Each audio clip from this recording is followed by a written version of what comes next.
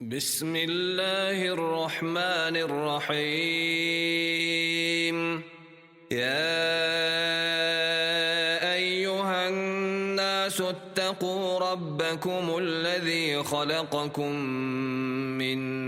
نفس واحدة وخلق منها زوجها وبث منهما رجالا كثيرا ونساء، واتقوا الله الذي تساءلون به والأرحام، إن الله كان عليكم رقيبا. وآتوا اليتامى أموالهم ولا تتبدلوا الخبيث بالطيب ولا تأكلوا أموالهم إلى أموالكم، إنه كان حوبا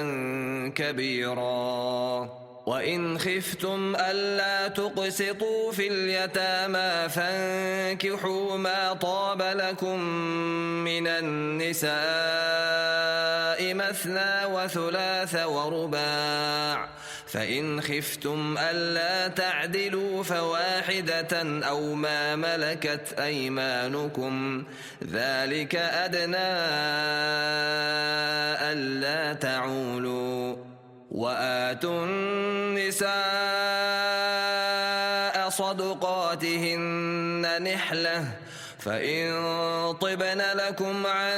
شيء منه نفسا فكلوه هنيئا مريئا. ولا تؤتوا السفهاء أموالكم التي جعل الله لكم قياما وارزقوهم فيها واكسوهم وقولوا لهم قولا معروفا. وابتلوا اليتامى حتى إذا بلغوا النكاح فإن آنستم منهم رشدا فادفعوا إليهم أموالهم ولا تأكلوها إسرافا وبدارا أن يكبروا. ومن كان غنيا فليستعفف ومن كان فقيرا فليأكل بالمعروف. فإذا دفعتم إليهم أموالهم فأشهدوا عليهم، وكفى بالله حسيبا. للرجال نصيب مما ترك الوالدان والأقربون، وللنساء نصيب مما ترك الوالدان والأقربون مما قل منه أو كثر، نصيبا مفروضا. وإذا حضر القسمة أولو القربى واليتامى والمساكين فارزقوهم منه وقولوا لهم قولا معروفا. وليخشى الذين لو تركوا من خلفهم ذرية ضعافا خافوا عليهم فليتقوا الله وليقولوا قولا سديدا. إن الذين يأكلون أموال اليتامى ظلما إنما يأكلون في بطونهم نارا وسيصلون سعيرا. يوصيكم الله في أولادكم للذكر مثل حظ الأنثيين، فإن كن نساء فوق 2 فلهن ثلثا ما ترك، وإن كانت واحدة فلها النصف، ولأبويه لكل واحد منهما السدس مما ترك إن كان له ولد، فإن لم يكن له ولد وورثه أبواه فلأمه الثلث، فإن كان له إخوة فلأمه السدس، من بعد وصية يوصي بها أو دين. آباؤكم وأبناؤكم لا تدرون أيهم أقرب لكم نفعا فريضة من الله إن الله كان عليما حكيما. ولكم نصف ما ترك أزواجكم إن لم يكن لهن ولد، فإن كان لهن ولد فلكم الربع مما تركن من بعد وصية يوصين بها أو دين. ولهن الربع مما تركتم إن لم يكن لكم ولد، فإن كان لكم ولد فلهن الثمن مما تركتم من بعد وصية توصون بها أو دين. وإن كان رجل يورث كلالة أو امرأة وله أخ أو أخت فلكل واحد منهما السدس، فإن كانوا أكثر من ذلك فهم شركاء في الثلث من بعد وصية يوصى بها أو دين غير مضار، وصية من الله والله عليم حليم. تلك حدود الله، ومن يطع الله ورسوله يدخله جنات تجري من تحتها الأنهار خالدين فيها، وذلك الفوز العظيم. ومن يعص الله ورسوله ويتعد حدوده يدخله نارا خالدا فيها وله عذاب مهين. واللاتي يأتين الفاحشة من نسائكم فاستشهدوا عليهن 4 منكم، فإن شهدوا فأمسكوهن في البيوت حتى يتوفاهن الموت أو يجعل الله لهن سبيلا. واللذان يأتيانها منكم فآذوهما، فإن تابا وأصلحا فأعرضوا عنهما إن الله كان توابا رحيما. إنما التوبة على الله للذين يعملون السوء بجهالة ثم يتوبون من قريب فأولئك يتوب الله عليهم وكان الله عليما حكيما. وليست التوبة للذين يعملون السيئات حتى إذا حضر أحدهم الموت قال إني تبت الآن، ولا الذين يموتون وهم كفار أولئك أعتدنا لهم عذابا أليما. يا أيها الذين آمنوا لا يحل لكم أن ترثوا النساء كرها ولا تعضلوهن لتذهبوا ببعض ما آتيتموهن إلا أن يأتين بفاحشة مبينة وعاشروهن بالمعروف، فإن كرهتموهن فعسى أن تكرهوا شيئا ويجعل الله فيه خيرا كثيرا. وإن أردتم استبدال زوج مكان زوج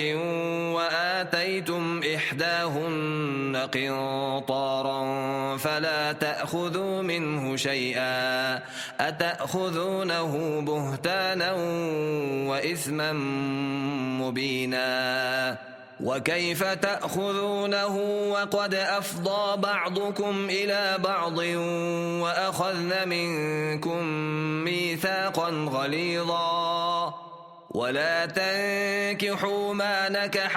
آباؤكم من النساء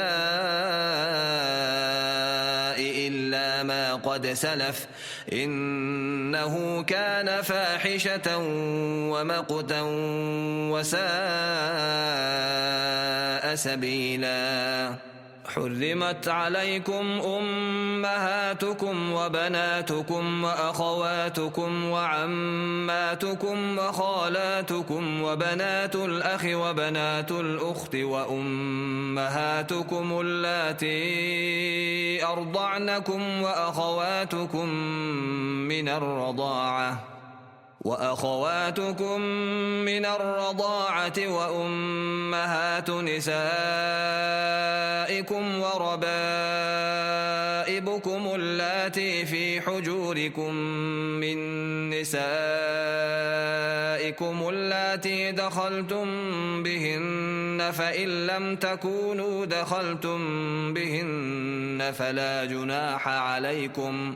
فإن لم تكونوا دخلتم بهن فلا جناح عليكم وحلائل أبنائكم الذين من أصلابكم وأن تجمعوا بين الأختين إلا ما قد سلف إن الله كان غفورا رحيما والمحصنات من النساء إلا ما ملكت أيمانكم كتاب الله عليكم وأحل لكم ما وراء ذلكم أن تبتغوا بأموالكم محصنين غير مسافحين فما استمتعتم به منهن فآتوهن أجورهن فريضة ولا جناح عليكم فيما تراضيتم به من بعد الفريضة إن الله كان عليما حكيما ومن لم يستطع منكم طولا أن ينكح المحصنات المؤمنات فمما ملكت أيمانكم من فتياتكم المؤمنات والله أعلم بإيمانكم بعضكم من بعض فانكحوهن بإذن أهلهن وآتوهن أجورهن بالمعروف محصنات غير مسافحات ولا متخذات أخدان فإذا أحصن فإن أتين بفاحشة فعليهن نصف ما على المحصنات من العذاب ذلك لمن خشي العنة منكم وأن تصبروا خير لكم والله غفور رحيم يريد الله ليبين لكم ويهديكم سنن الذين من قبلكم ويتوب عليكم والله عليم حكيم والله يريد أن يتوب عليكم ويريد الذين يتبعون الشهوات أن تميلوا ميلا عظيما يريد الله أن يخفف عنكم وخلق الإنسان ضعيفا يا أيها الذين آمنوا لا تأكلوا أموالكم بينكم بالباطل إلا أن تكون تجارة عن تراض منكم ولا تقتلوا أنفسكم إن الله كان بكم رحيما ومن يفعل ذلك عدوانا وظلما فسوف نصليه نارا وكان ذلك على الله يسيرا إن تجتنبوا كبائر ما تنهون عنه نكفر عنكم سيئاتكم وندخلكم مدخلا كريما ولا تتمنوا ما فضل الله به بعضكم على بعض للرجال نصيب مما اكتسبوا وللنساء نصيب مما اكتسبن واسألوا الله من فضله إن الله كان بكل شيء عليما ولكل جعلنا موالي مما ترك الوالدان والأقربون والذين عقدت أيمانكم فآتوهم نصيبهم إن الله كان على كل شيء شهيدا الرجال قوامون على النساء بما فضل الله بعضهم على بعض وبما أنفقوا من أموالهم فالصالحات قانتات حافظات للغيب بما حفظ الله واللاتي تخافون نشوزهن فعظوهن واهجروهن في المضاجع واضربوهن فإن أطعنكم فلا تبغوا عليهن سبيلا إن الله كان عليا كبيرا وإن خفتم شقاق بينهما فابعثوا حكما من أهله وحكما من أهلها إن يريدا إصلاحا يوفق الله بينهما إن الله كان عليما خبيرا واعبدوا الله ولا تشركوا به شيئا وبالوالدين إحسانا وبذي القربى واليتامى والمساكين والجار ذي القربى والجار الجنب والصاحب بالجنب وابن السبيل وما ملكت أيمانكم إن الله لا يحب من كان مختالا فخورا الذين يبخلون ويأمرون الناس بالبخل ويكتمون ما آتاهم الله من فضله وأعتدنا للكافرين عذابا مهينا والذين ينفقون أموالهم رئاء الناس ولا يؤمنون بالله ولا باليوم الآخر ومن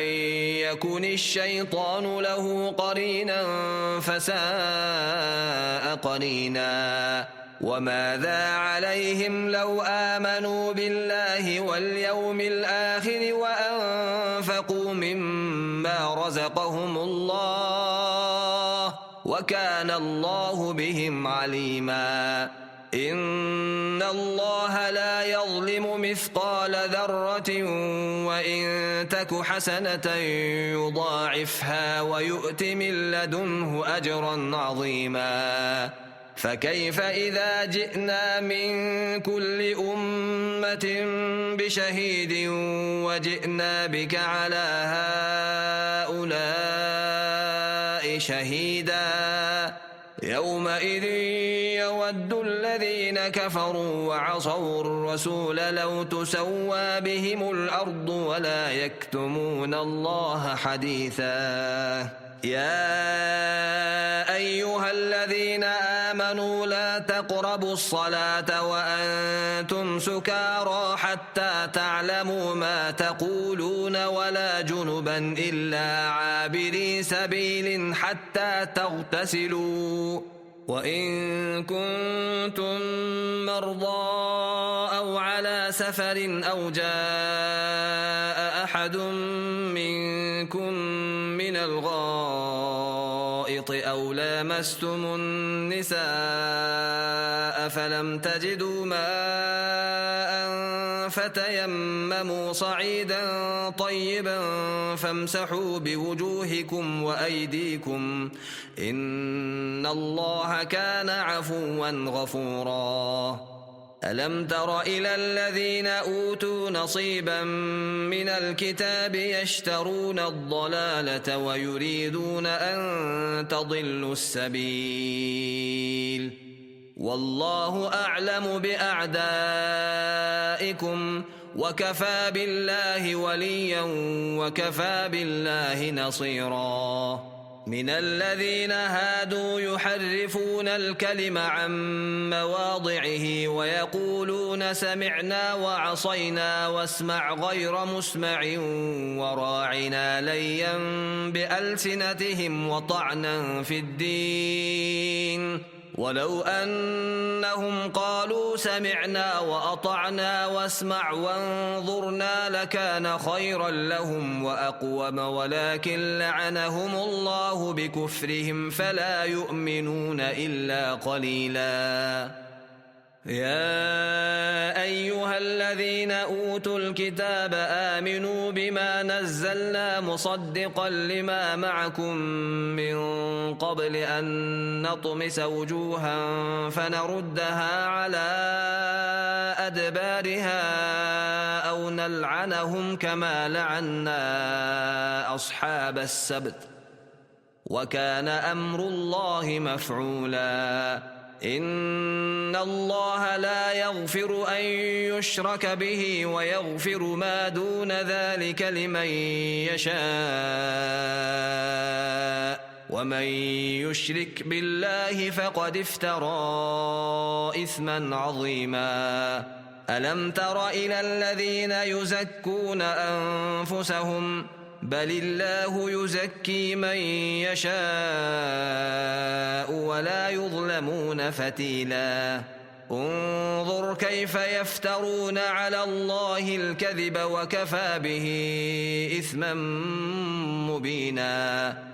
ألم تر إلى الذين أوتوا نصيبا من الكتاب يؤمنون بالجبت والطاغوت ويقولون للذين كفروا هؤلاء أهدى من الذين آمنوا سبيلا أولئك الذين لعنهم الله ومن يلعن الله فلن تجد له نصيرا أم لهم نصيب من الملك فإذا لا يؤتون الناس نقيرا أم يحسدون الناس على ما آتاهم الله من فضله فقد آتينا آل إبراهيم الكتاب والحكمة وآتيناهم ملكا عظيما فمنهم من آمن به ومنهم من صد عنه وكفى بجهنم سعيرا إن الذين كفروا بآياتنا سوف نصليهم نارا كلما نضجت جلودهم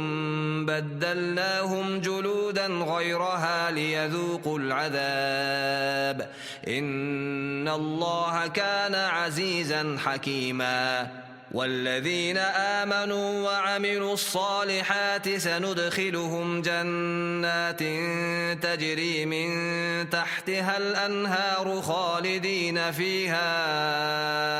أبدا لهم فيها أزواج مطهرة وندخلهم ظلا ظليلا إن الله يأمركم أن تؤدوا الأمانات إلى أهلها وإذا حكمتم بين الناس أن تحكموا بالعدل إن الله نعم يعظكم به إن الله كان سميعا بصيرا يا أيها الذين آمنوا أطيعوا الله وأطيعوا الرسول وأولي الأمر منكم فإن تنازعتم في شيء فردوه إلى الله والرسول إن كنتم تؤمنون بالله واليوم الآخر ذلك خير وأحسن تأويلا ألم تر إلى الذين يزعمون أنهم آمنوا بما أنزل إليك وما أنزل من قبلك يريدون أن يتحاكموا إلى الطاغوت وقد أمروا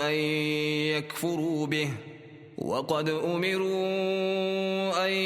يكفروا به ويريد الشيطان أن يضلهم ضلالا بعيدا وإذا قيل لهم تعالوا إلى ما أنزل الله وإلى الرسول رأيت المنافقين يصدون عنك صدودا فكيف إذا أصابتهم مصيبة بما قدمت أيديهم ثم جاءوك يحلفون بالله إن أردنا إلا إحسانا وتوفيقا أولئك الذين يعلم الله ما في قلوبهم فأعرض عنهم وعظهم وقل لهم في أنفسهم قولا بليغا وما أرسلنا من رسول إلا ليطاع بإذن الله ولو أنهم إذ ظلموا أنفسهم جاءوك فاستغفروا الله واستغفر لهم الرسول لوجدوا الله توابا رحيما فلا وربك لا يؤمنون حتى يحكموك فيما شجر بينهم ثم لا يجدوا في أنفسهم حرجا مما قضيت ويسلموا تسليما ولو أنا كتبنا عليهم أن اقتلوا أنفسكم أو اخرجوا من دياركم ما فعلوه إلا قليل منهم ولو أنهم فعلوا ما يوعظون به لكان خيرا لهم وأشد تثبيتا وإذا لآتيناهم من لدنا أجرا عظيما ولهديناهم صراطا مستقيما ومن يطع الله والرسول فأولئك مع الذين أنعم الله عليهم من النبيين والصديقين والشهداء والصالحين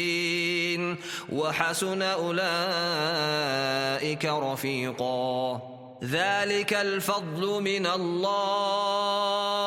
وكفى بالله عليما يا أيها الذين آمنوا خذوا حذركم فانفروا ثبات أو انفروا جميعا وإن منكم لمن ليبطئن فإن أصابتكم مصيبة قال قد أنعم الله علي إذ لم أكن معهم شهيدا ولئن أصابكم فضل من الله ليقولن كأن لم تكن بينكم وبينه مودة يا ليتني كنت معهم فأفوز فوزا عظيما فليقاتل في سبيل الله الذين يشرون الحياة الدنيا بالآخرة ومن يقاتل في سبيل الله فيقتل أو يغلب فسوف نؤتيه أجرا عظيما وما لكم لا تقاتلون في سبيل الله والمستضعفين من الرجال والنساء والولدان الذين يقولون ربنا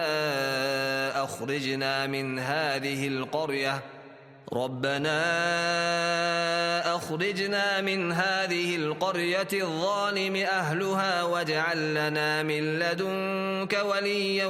واجعل لنا من لدنك نصيرا الذين آمنوا يقاتلون في سبيل الله والذين كفروا يقاتلون في سبيل الطاغوت فقاتلوا أولياء الشيطان إن كيد الشيطان كان ضعيفا ألم تر إلى الذين قيل لهم كفوا أيديكم وأقيموا الصلاة وآتوا الزكاة فلما كتب عليهم القتال إذا فريق منهم يخشون الناس كخشية الله أو أشد خشية وقالوا ربنا لم كتبت علينا القتال لولا أخرتنا إلى أجل قريب قل متاع الدنيا قليل والآخرة خير لمن اتقى ولا تظلمون فتيلا أينما تكونوا يدرككم الموت ولو كنتم في بروج مشيدة وإن تصبهم حسنة يقولوا هذه من عند الله وإن تصبهم سيئة يقولوا هذه من عندك قل كل من عند الله فما لهؤلاء القوم لا يكادون يفقهون حديثا ما أصابك من حسنة فمن الله وما أصابك من سيئة فمن نفسك وأرسلناك للناس رسولا وكفى بالله شهيدا من يطع الرسول فقد أطاع الله ومن تولى فما أرسلناك عليهم حفيظا ويقولون طاعة فإذا برزوا من عندك بيت طائفة منهم غير الذي تقول والله يكتب ما يبيتون فأعرض عنهم وتوكل على الله وكفى بالله وكيلا أفلا يتدبرون القرآن ولو كان من عند غير الله لوجدوا فيه اختلافا كثيرا وإذا جاءهم أمر من الأمن أو الخوف أذاعوا به ولو ردوه إلى الرسول وإلى أولي الأمر منهم لعلمه الذين يستنبطونه منهم ولولا فضل الله عليكم ورحمته لاتبعتم الشيطان إلا قليلا فقاتل في سبيل الله لا تكلف إلا نفسك وحرض المؤمنين عسى الله أن يكف بأس الذين كفروا والله أشد بأسا وأشد تنكيلا من يشفع شفاعة حسنة يكن له نصيب منها ومن يشفع شفاعة سيئة يكن له كفل منها وكان الله على كل شيء مقيتا وإذا حييتم بتحية فحيوا بأحسن منها أو ردوها إن الله كان على كل شيء حسيبا. الله لا إله إلا هو ليجمعنكم إلى يوم القيامة لا ريب فيه ومن أصدق من الله حديثا. فما لكم في المنافقين فئتين والله أركسهم بما كسبوا أتريدون أن تهدوا من أضل الله ومن يضلل الله فلن تجد له سبيلا. ودوا لو تكفرون كما كفروا فتكونون سواء فلا تتخذوا منهم أولياء حتى يهاجروا في سبيل الله فإن تولوا فخذوهم واقتلوهم حيث وجدتموهم ولا تتخذوا منهم وليا ولا نصيرا إلا الذين يصلون إلى قوم بينكم وبينهم ميثاق أو جاءوكم حصرت صدورهم أن يقاتلوكم أو يقاتلوا قومهم ولو شاء الله لسلطهم عليكم فلقاتلوكم فإن اعتزلوكم فلم يقاتلوكم وألقوا إليكم السلم فما جعل الله لكم عليهم سبيلا. ستجدون آخرين يريدون أن يأمنوكم ويأمنوا قومهم كلما ردوا إلى الفتنة أركسوا فيها فإن لم يعتزلوكم ويلقوا إليكم السلم ويكفوا أيديهم فخذوهم واقتلوهم حيث ثقفتموهم وأولئكم جعلنا لكم عليهم سلطانا مبينا. وما كان لمؤمن أن يقتل مؤمنا إلا خطأ ومن قتل مؤمنا خطأ فتحرير رقبة مؤمنة ودية مسلمة إلى أهله إلا أن يصدقوا فإن كان من قوم عدو لكم وهو مؤمن فتحرير رقبة مؤمنة وإن كان من قوم بينكم وبينهم ميثاق فدية مسلمة إلى أهله وتحرير رقبة مؤمنة فمن لم يجد فصيام شهرين متتابعين توبة من الله وكان الله عليما حكيما. ومن يقتل مؤمنا متعمدا فجزاؤه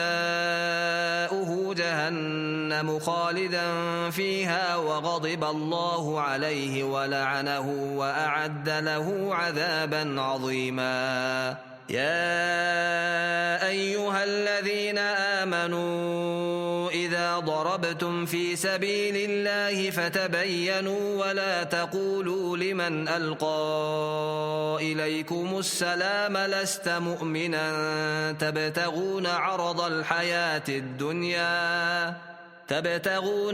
الحياة الدنيا فعند الله مغانم كثيرة كذلك كنتم من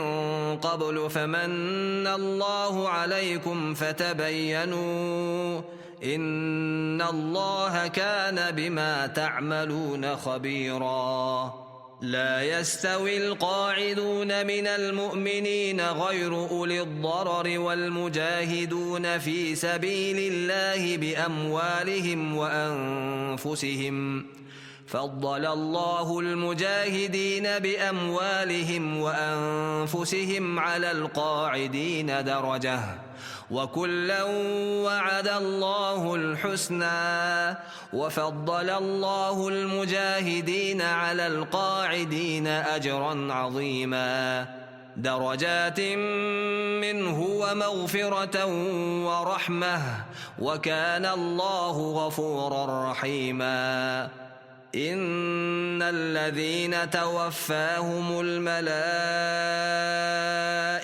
ظالمي أنفسهم قالوا فيم كنتم قالوا كنا مستضعفين في الأرض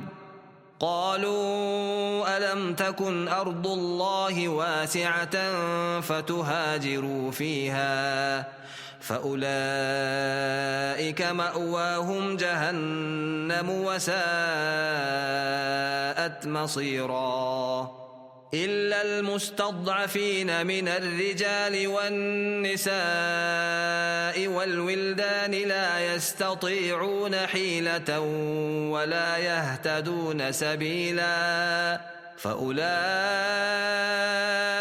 عسى الله أن يعفو عنهم وكان الله عفوا غفورا ومن يهاجر في سبيل الله يجد في الأرض مراغما كثيرا وسعة ومن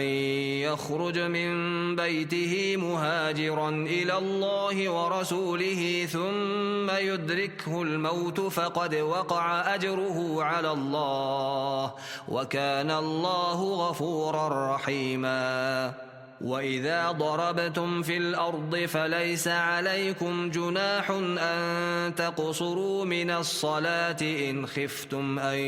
يفتنكم الذين كفروا إن الكافرين كانوا لكم عدوا مبينا وإذا كنت فيهم فأقمت لهم الصلاة فلتقم طائفة منهم معك وليأخذوا أسلحتهم فإذا سجدوا فليكونوا من ورائكم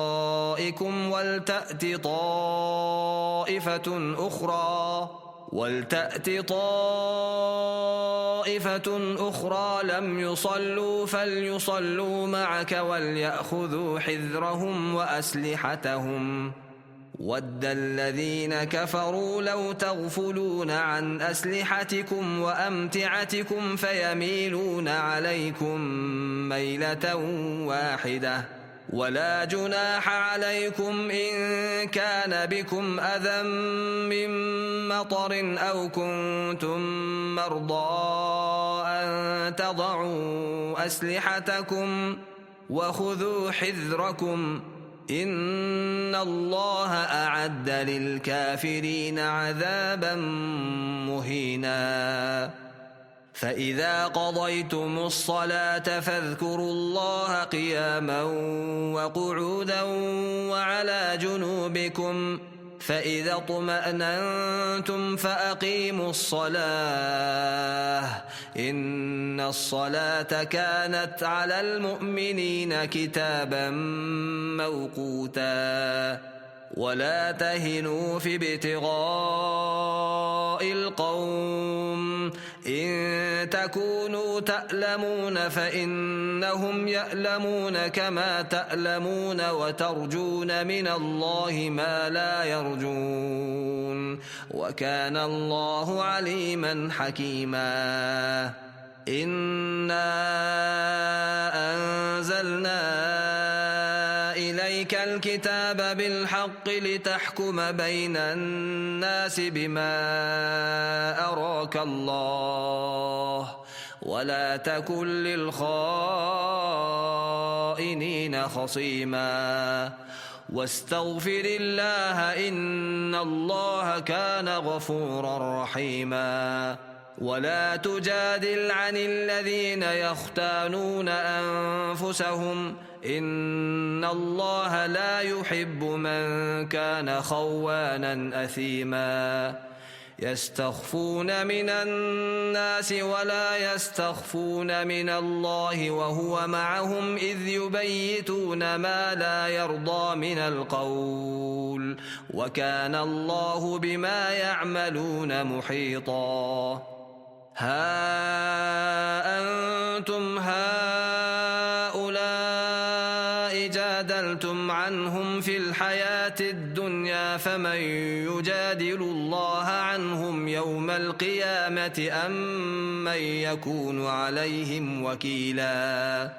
ومن يعمل سوءا أو يظلم نفسه ثم يستغفر الله يجد الله غفورا رحيما ومن يكسب إثما فإنما يكسبه على نفسه وكان الله عليما حكيما ومن يكسب خطيئة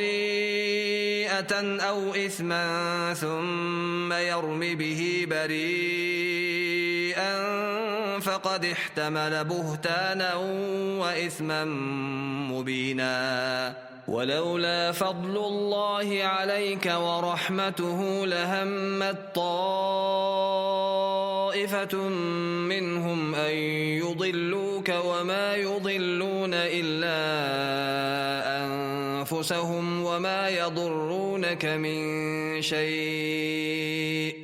وأنزل الله عليك الكتاب والحكمة وعلمك ما لم تكن تعلم وكان فضل الله عليك عظيما لا خير في كثير من نجواهم إلا من أمر بصدقة أو معروف أو إصلاح بين الناس ومن يفعل ذلك ابتغاء مرضات الله فسوف نؤتيه أجرا عظيما ومن يشاقق الرسول من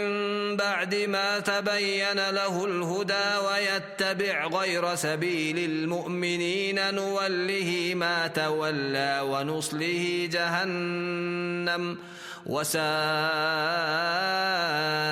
مصيرا إن الله لا يغفر أن يشرك به ويغفر ما دون ذلك لمن يشاء ومن يشرك بالله فقد ضل ضلالا بعيدا إن يدعون من دونه إلا إناثا وإن يدعون إلا شيطانا مريدا لعنه الله وقال لأتخذن من عبادك نصيبا مفروضا ولأضلنهم ولأمنينهم ولآمرنهم فليبتكن آذان الأنعام ولآمرنهم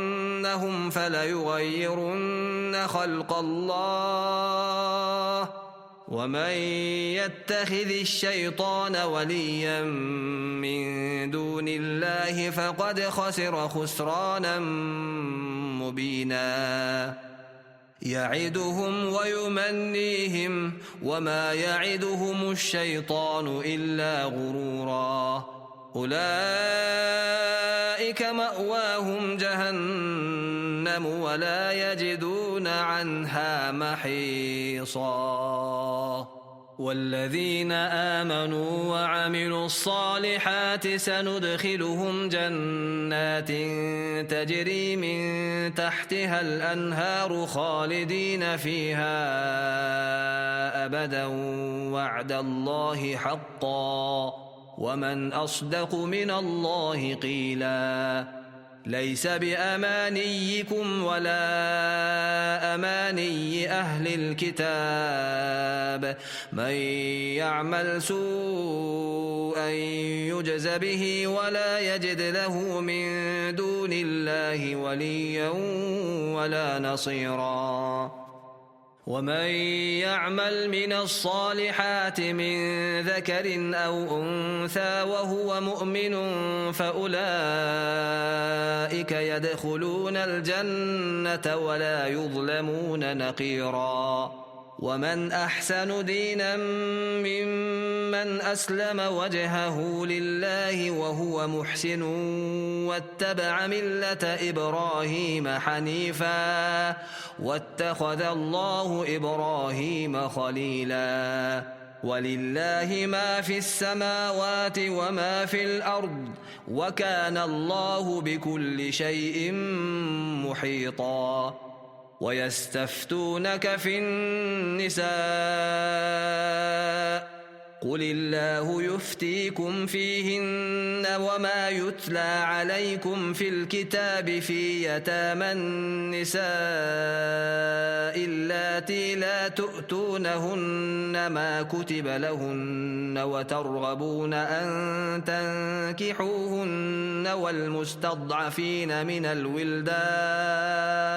والمستضعفين من الولدان وأن تقوموا لليتامى بالقسط وما تفعلوا من خير فإن الله كان به عليما وإن امرأة خافت من بعلها نشوزا أو إعراضا فلا جناح عليهما أن يصلحا بينهما صلحا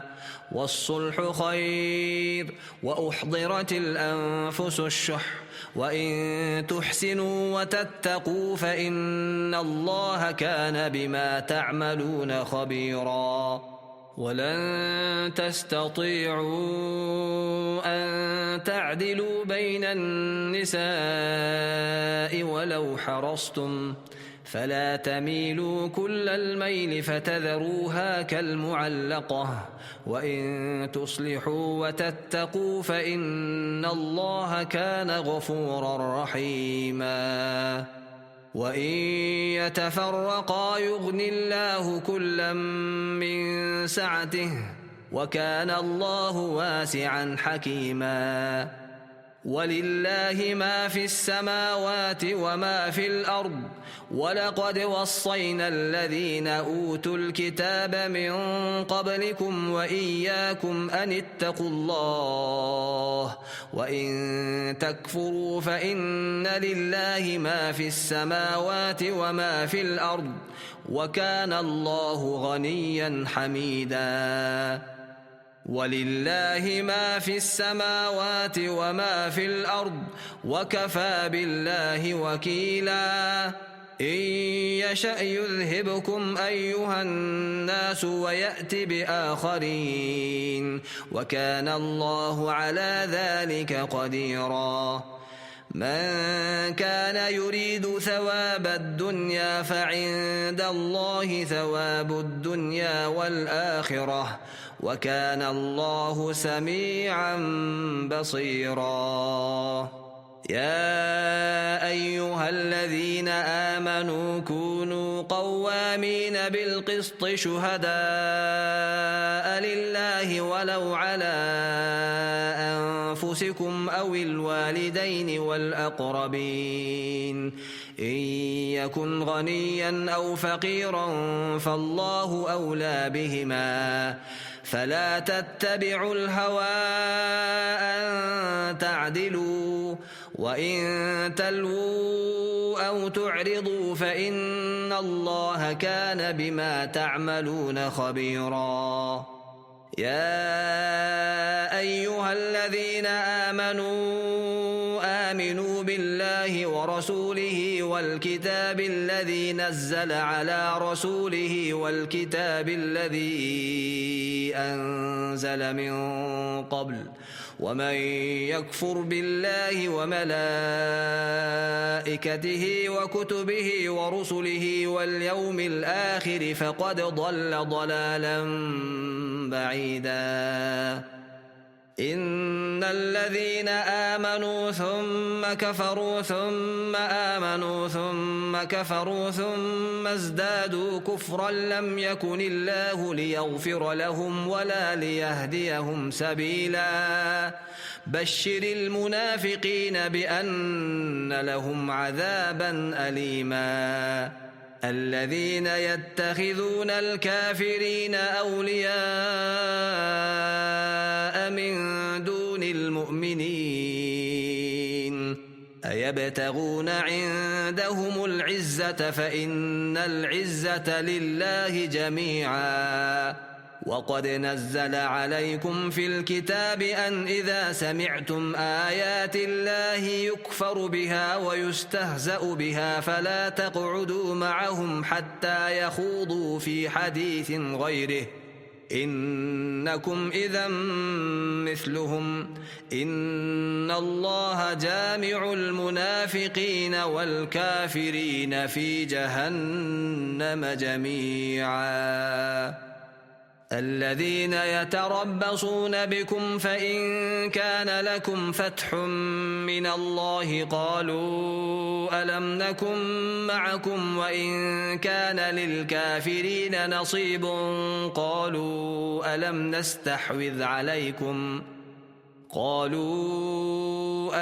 نستحوذ عليكم ونمنعكم من المؤمنين فالله يحكم بينكم يوم القيامة ولن يجعل الله للكافرين على المؤمنين سبيلا إن المنافقين يخادعون الله وهو خادعهم وإذا قاموا إلى الصلاة قاموا كسى لا يراءون الناس ولا يذكرون الله إلا قليلا مذبذبين بين ذلك لا إله هؤلاء ولا إله هؤلاء ومن يضلل الله فلن تجد له سبيلا يا أيها الذين آمنوا لا تتخذوا الكافرين أولياء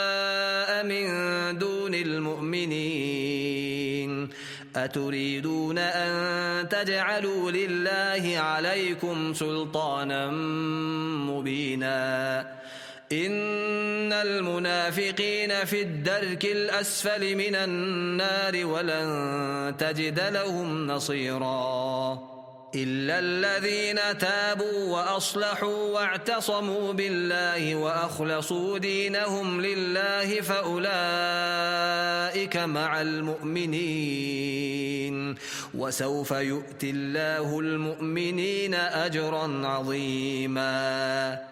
ما يفعل الله بعذابكم إن شكرتم وآمنتم وكان الله شاكرا عليما لا يحب الله الجهر بالسوء من القول إلا من ظلم وكان الله سميعا عليما إن تبدوا خيرا أو تخفوه أو تعفوا عن سوء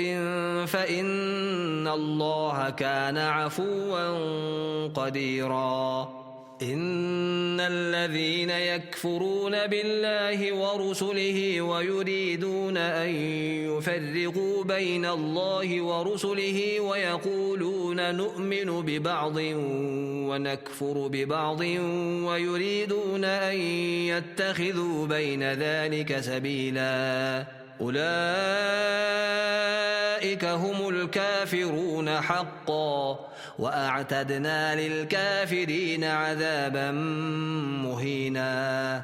والذين آمنوا بالله ورسله ولم يفرقوا بين أحد منهم أولئك سوف يؤتيهم أجورهم وكان الله غفورا رحيما يسألك أهل الكتاب أن تنزل عليهم كتابا من السماء فقد سألوا موسى أكبر من ذلك فقالوا أرنا الله جهرة فأخذتهم الصاعقة بظلمهم ثم اتخذوا العجل من بعد ما جاءتهم البينات فعفونا عن ذلك وآتينا موسى سلطانا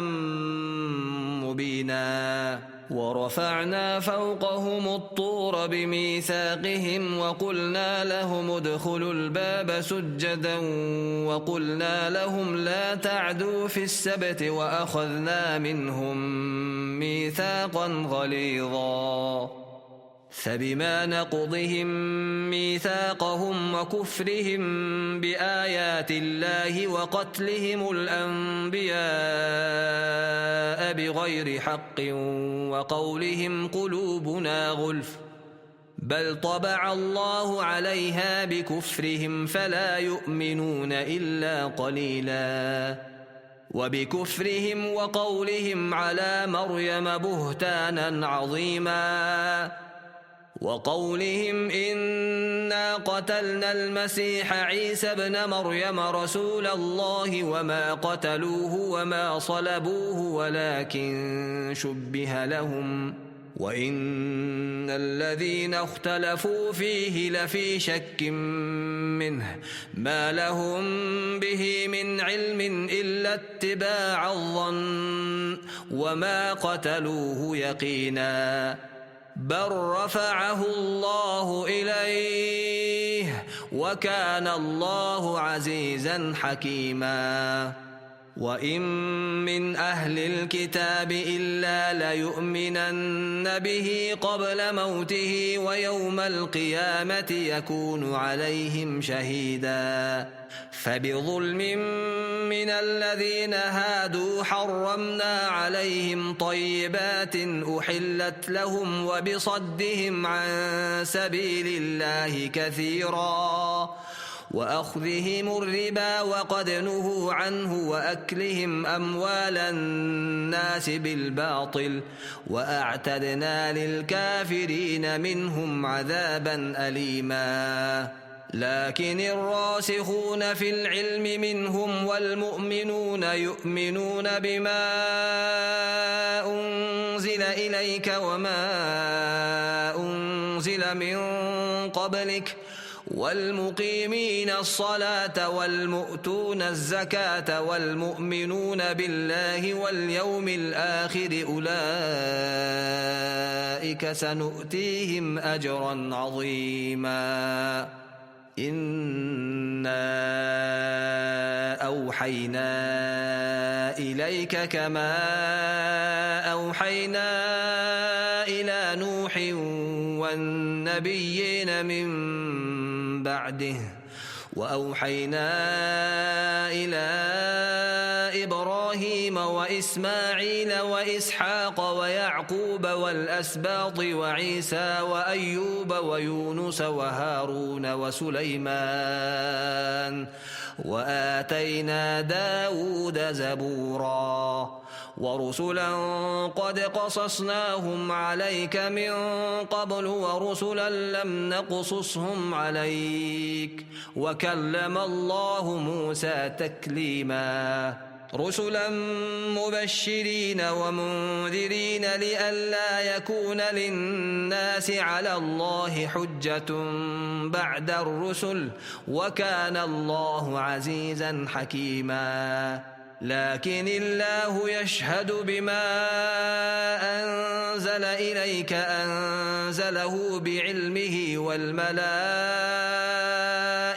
يشهدون وكفى بالله شهيدا إن الذين كفروا وصدوا عن سبيل الله قد ضلوا ضلالا بعيدا إن الذين كفروا وظلموا لم يكن الله ليغفر لهم ولا ليهديهم طريقا إلا طريق جهنم خالدين فيها أبدا وكان ذلك على الله يسيرا. يا أيها الناس قد جاءكم الرسول بالحق من ربكم فآمنوا خيرا لكم، وإن تكفروا فإن لله ما في السماوات والأرض، وكان الله عليما حكيما. يا أهل الكتاب لا تغلوا في دينكم ولا تقولوا على الله إلا الحق، إنما المسيح عيسى بن مريم رسول الله وكلمته ألقاها إلى مريم وروح منه، فآمنوا بالله ورسله ولا تقولوا ثلاثة، انتهوا خيرا لكم، إنما الله إله واحد سبحانه أن يكون له ولد، له ما في السماوات وما في الأرض، وكفى بالله وكيلا. لن يستنكف المسيح أن يكون عبدا لله ولا الملائكة المقربون، ومن يستنكف عن عبادته ويستكبر فسيحشرهم إليه جميعا. فأما الذين آمنوا وعملوا الصالحات فيوفيهم أجورهم ويزيدهم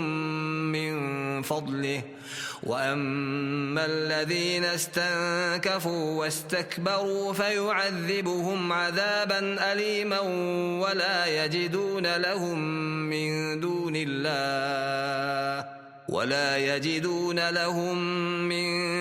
الله وليا ولا نصيرا. يا أيها الناس قد جاءكم برهان من ربكم وأنزلنا إليكم نورا مبينا. فأما الذين آمنوا بالله واعتصموا به فسيدخلهم في رحمة منه وفضل ويهديهم إليه صراطا مستقيما. يستفتونك قل الله يفتيكم في الكلالة، إن امرؤ هلك ليس له ولد وله أخت فلها نصف ما ترك وهو يرثها إن لم يكن لها ولد، فإن كانت اثنتين فلهما الثلثان مما ترك، وإن كانوا إخوة رجالا ونساء فللذكر مثل حظ الأنثيين، يبين الله لكم أن تضلوا، والله بكل شيء عليم.